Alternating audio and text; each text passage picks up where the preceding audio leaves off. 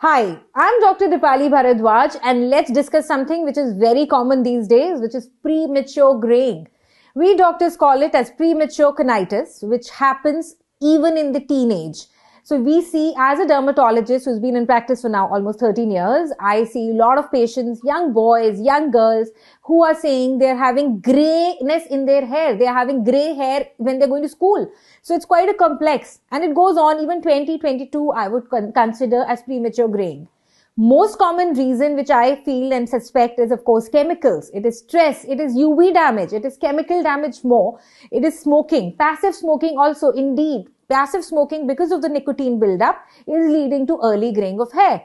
Chemicals which we do blow gels, even boys are now going in for it at an early age, like school, where people like me were never doing any chemicals in their hair, especially me, because I had a mother who wanted to be very strict and I had to study. So while premature graying epidemic is also on the rise because of reduced vitamin D levels, yes, that's quite like a silent epidemic. So checking your vitamin D levels is crucial if you're having grayness in your hair and you're young and you do not have a genetic history.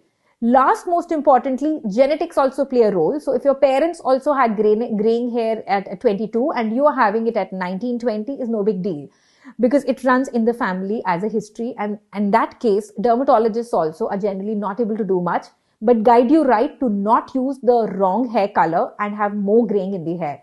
So you have to use lesser chemical if you're having early graying of hair, and use hair colors which are truly and completely ammonia free for as long as possible, because you're going to be coloring your hair longer than others if you're suffering from early graying of hair. You need to protect your hair from UV damage. Yes, we dermatologists, I always tell everybody and all my patients to be in the sun, but too much